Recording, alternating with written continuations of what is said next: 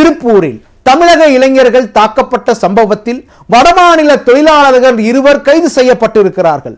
மோதல் வெடித்ததும் அதற்கு கைது நடவடிக்கை நடந்ததும் எப்படி?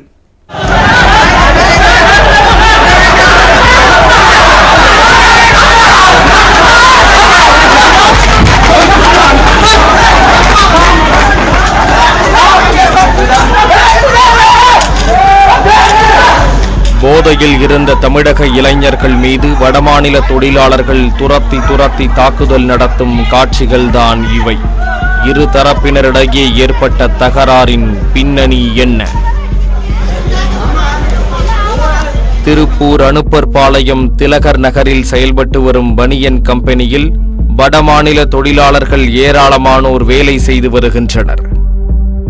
கடந்த 14ஆம் தேதி மாலை பணியில் இருந்த வடமாநில தொழிலாளர்கள் டீ இடைவேளைக்காக வெளியே வந்துள்ளனர். அவர்கள் அருகே இருந்த பெட்டிக்கடை ஒன்றில் சிகரெட் புகைத்தபடி நிற்க அந்த கடைக்கு தமிழக இளைஞர்கள் 4 பேர் மது போதையில் வந்துள்ளனர். அப்போது வடமாநில தொழிலாளர்கள் தங்கள் மீது சிகரெட் புகையை ஊதியதாக கூறி வடமாநில தொழிலாளிகளை 4 பேரும் சேர்ந்து சரமாரியாக தாக்கியதாக கூறப்படுகிறது.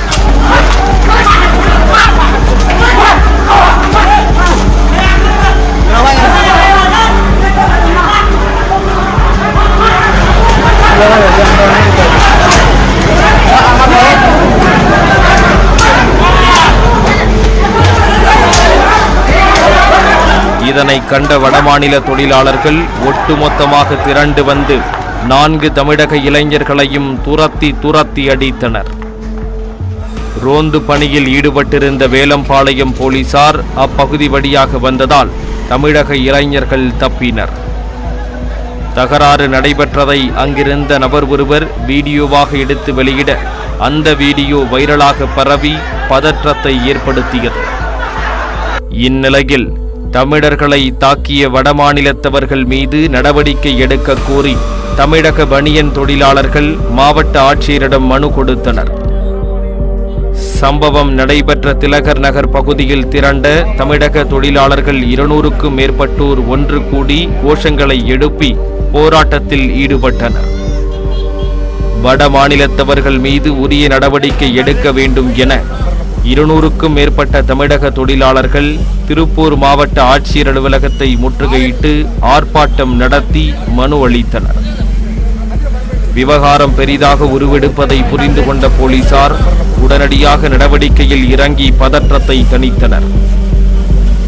இரு மாநில தொழிலாளர்கள் இடையே மோதல் ஏற்படாமல் இருக்க அப்பகுதியில் போலீசார் பாதுகாப்பு பணிகளை தீவிரப்படுத்தி உள்ளனர். தனிப்படையை இந்த 2 வாரத்துக்கு முன்னதாக நடந்த நிகழ்வுல யாரெல்லாம் சம்பந்தப்பட்டிருக்காங்க, என்ன நடந்தது ஆராய்ந்து உரிய நடவடிக்கை எடுக்கிறதுக்காக வேலை செஞ்சுட்டு இருக்கிறாங்க. இன்னொரு தனிப்படை சமூக வலைதளங்களில் தவறான நோக்கத்தில் தவறான விஷயங்களை பரப்புவோர் மேல கண்காணித்து நடவடிக்கை எடுக்கிறதுக்காக ஏற்பாடு பண்ணிருக்கு. 2 தனிப்படைகள் சிறப்பாக வேலை செஞ்சிருக்கு. பல்வேறு சங்கத்தின அமைப்பினர் எங்களை அணுகி அவங்க கேள்வி கேட்டாங்க. இந்த உண்மை விஷயங்களை நாங்கள் எடுத்து சொல்லும் போது அவங்களும் ஃபீல்டில் போய் விசாரித்து எல்லாமே உண்மை தெரிஞ்சுக்கின்னு நாங்கள் தவறாக புரிந்து கொண்டோம், இப்போதான் உண்மை என்ன தெரிஞ்சிச்சுன்னு சொல்லி போயிட்டாங்க. அதனால சமூக வலைதளங்களில் வாட்ஸ்அப் குழுக்களில் வர வதந்திகளையும் விஷயங்களையும் யாரும் நம்ப வேணாம்.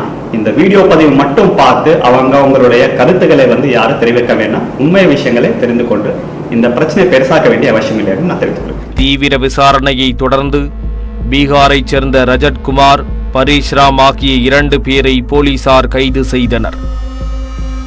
சட்டவிரோதமாக ஒன்று கூடுதல், ஆயுதங்களுடன் ஒன்று கூடுதல், பொது இடத்தில் அவதூறாக பேசி பிரச்சனை ஏற்படுத்துதல் ஆகிய 3 பிரிவுகளின் கீழ் வழக்கு பதிவு செய்யப்பட்டுள்ளது. மேலும் இந்த மோதல் சம்பவத்தில் தொடர்புடைய தமிழக இளைஞர்கள் மற்றும் சிலரை போலீசார் தேடி வருகின்றனர்.